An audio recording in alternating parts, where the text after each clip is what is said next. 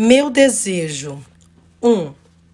Ensinar as lições do sacerdócio a cada semana, de maneira que cada membro da classe seja tocado pelo Espírito e receba conhecimento e discernimento que os ajudarão em sua vida pessoal.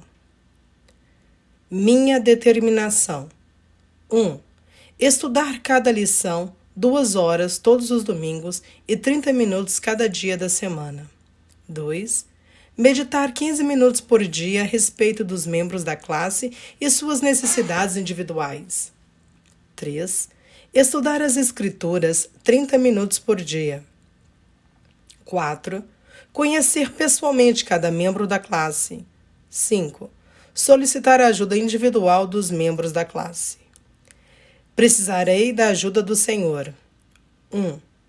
Revelar à minha mente as necessidades e disposição daqueles a quem ensino. 2.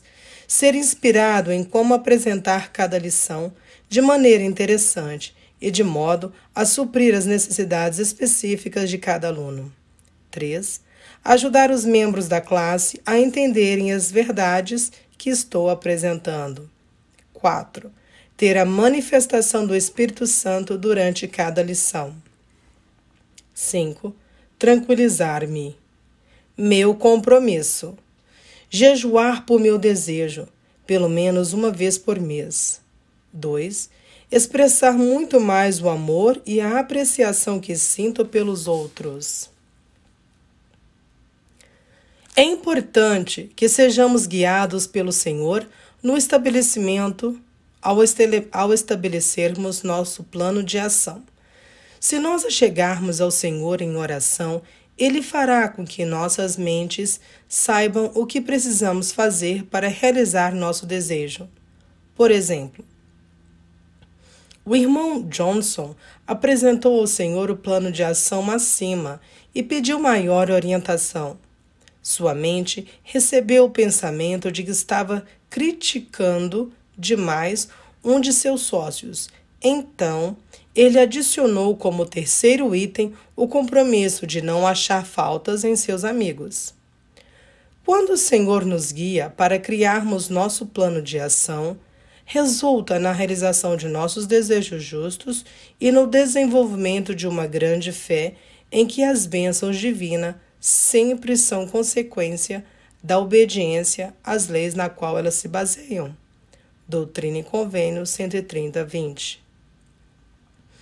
A primeira vez que você ler este livro, responda por escrito a seguinte pergunta: de que maneira o ato de estabelecer um plano de ação por escrito pode ajudar-me no esforço de exercer a fé? Se possível, debata sua resposta com alguém que esteja lendo este livro. Avaliemos nossa fé. Uma atitude básica para o processo de fazer metas é avaliar nosso desempenho ao realizá-las. 3 passos são necessários no processo de fazer uma avaliação de suas metas. 1. Estabelecermos nossas metas por escrito. 2. Compararmos regularmente nosso desempenho com as metas predeterminadas. 3. Revisarmos nossas metas sobre inspiração. Passo 1. Estabelecermos as metas por escrito. As metas devem sempre ser feitas por escrito, reduzindo em termos o que pretendemos realizar. Além disso, devemos especificar quando pretendemos realizar uma meta específica, a não ser que seja uma meta contínua, como a de ler as Escrituras meia hora por dia. O local onde anotamos nossas metas é uma questão de preferência pessoal. Algumas pessoas acham vantajoso anotá-las em cartões do tamanho 3x5, para carregarem consigo no bolso da camisa. Outras escrevem e colocam em lugares bem visíveis. Devemos estabelecer um método de registrá-las de uma maneira que seja mais apropriada.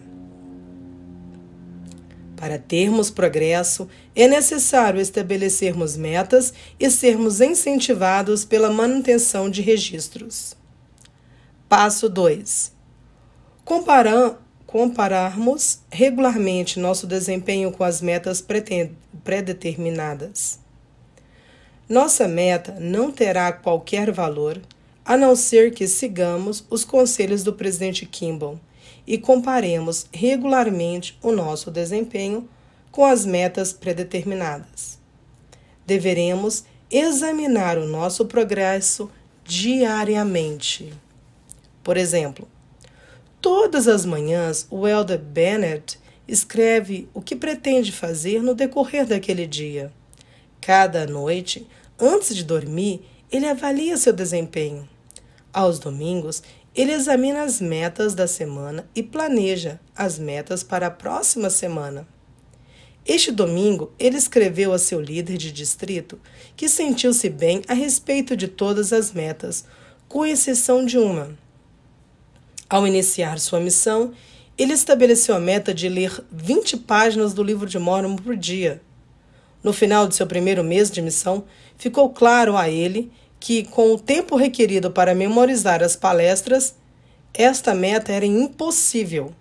Ele informou ao seu líder de distrito que havia modificado sua meta para 10 páginas por dia, 3 dias na semana. Podemos nos avaliar de várias maneiras. Por exemplo, em nossas orações pessoais, devemos fazer um relato literal de nosso desempenho ao Senhor. Obviamente, devemos fazer este relato mentalmente e por escrito. Em alguns casos, esse relato deve ser feito àqueles que presidem sobre nós. Quando o desempenho é avaliado, progredimos. Quando o desempenho é avaliado e relatado, o índice de progresso é bem maior. Passo 3. Revisarmos nossas metas sobre inspiração. Em alguns casos, veremos que as metas feitas por nossa própria conta são muito modestas. Por exemplo, o missionário pode fazer uma meta de memorizar 30 linhas das palestras durante a primeira parte da missão, a qual seria uma meta razoável. Todavia, uma semana depois, quando o seu nível de dedicação aumenta, essa meta talvez seja inadequada de acordo com o aumento de sua capacidade em memorizar. Assim também, a meta que um missionário estabelece de batizar uma pessoa por mês talvez seja realística nos primeiros meses de sua missão. Todavia, essa mesma meta pode ser bem menor que a capacidade dele, noutra época de sua missão. Como regra geral, devemos presumir que nosso desempenho melhorará com o passar do tempo. Infelizmente, algumas pessoas são mais conscientes durante os primeiros meses de seus chamados na ala e assim que se acostumam às rotinas deles, já não desempenham com a mesma atitude consciente como fizeram no início. Todo homem é um diário no qual ele escreve uma história, enquanto pretende escrever outra. Seu momento mais humilde é quando ele tenta comparar as duas. Quando somos consistentemente aptos a realizar desejos justos que requerem a ajuda do Senhor, estaremos usando a fé como princípio de poder. Podemos avaliar nossa fé pelo número de desejos justos que realizamos durante um determinado período de tempo. Quando é a primeira vez que tentamos exercer nossa fé, deveremos medir nosso sucesso tanto pelo progresso como também pelas coisas que conseguirmos alcançar. Por exemplo, se um missionário no presente instante memoriza 30 linhas das palestras por dia e traça uma meta de memorizar 50 por dia e memorizar 40 linhas no primeiro dia, depois de ter estabelecido a meta, ele tem começado a experimentar o poder da fé e deve reconhecê-lo como tal. Na primeira vez que ler este livro, responda por escrito a seguinte pergunta: como posso medir minha força? Se possível, debata sua resposta com alguém que esteja lendo este livro. Cada vez que você reler este livro, pergunte a si mesmo: quantos desejos retos predeterminados realizei durante o ano passado e nos últimos 30 dias? Expresse gratidão. Assim que começarmos a sentir o poder da fé em nossa vida diária, é muito importante que aprendamos a expressar nossa gratidão ao Pai Celestial. A ingratidão é um crime mais vil que a vingança. Deveis render graças a Deus por todas as bênçãos com que sois abençoados. Doutrina e Convênios 46:32. Agradecerás ao Senhor teu Deus em todas as coisas. Doutrina e Convênios 59:7. Há duas atitudes que podemos treinar diariamente, ajudando-nos a captar e manter o verdadeiro espírito de gratidão. Primeiramente, aprendermos a ponderar e refletir sobre as muitas bênçãos que recebemos, a misericórdia de Deus e etc. Mas, mais especificamente, devemos considerar aquelas coisas que temos conseguido com a ajuda do Senhor. Segundo, devemos nos esforçar para reconhecer as manifestações dos poderes do céu todos os dias em nossas vidas. E em nada ofende um homem a Deus ou contra ninguém está acesa sua ira, a não ser contra os que não confessam sua mão em todas as coisas e não obedecem a seus mandamentos. Doutrina e Convênios 59:21. Devemos aprender a discernir e reconhecer os poderes do céu. Todas as vezes que reconhecermos os poderes do céu em qualquer aspecto de nossa vida, façamos isto o propósito de expressarmos uma gratidão específica ao Senhor pela maneira com que Ele nos tem ajudado no decorrer daquele dia. Devemos tentar fazer isto durante todo o dia, porém, o mais importante é reservar algum tempo no fim de cada dia para refletirmos sobre os acontecimentos do dia e identificarmos exemplos específicos onde os poderes do céu foram manifestados de alguma forma. Além disso, devemos fazer uma autocrítica a respeito das coisas que dissemos e fizemos que de alguma forma diminuíram nossa fé, analisando até que ponto mantivemos uma atitude de fé a respeito de nossos desejos retos.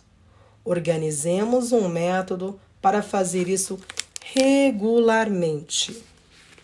Se encontrar tempo para meditar constantemente e refletir sobre as bênçãos, acostumando-nos a expressar uma gratidão específica ao Senhor, seremos mais sensíveis ao Espírito Santo. Ao nos achegarmos mais a Ele, veremos que nossa receptividade e inspiração se tornará muito mais forte. Podeis beneficiar-vos percebendo os primeiros sinais do Espírito de revelação.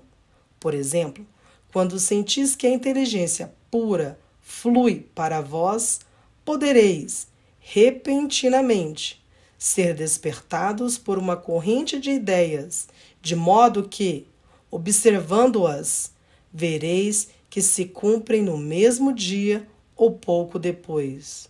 Isto é, as coisas que o Espírito de Deus revelou à vossa mente acontecerão.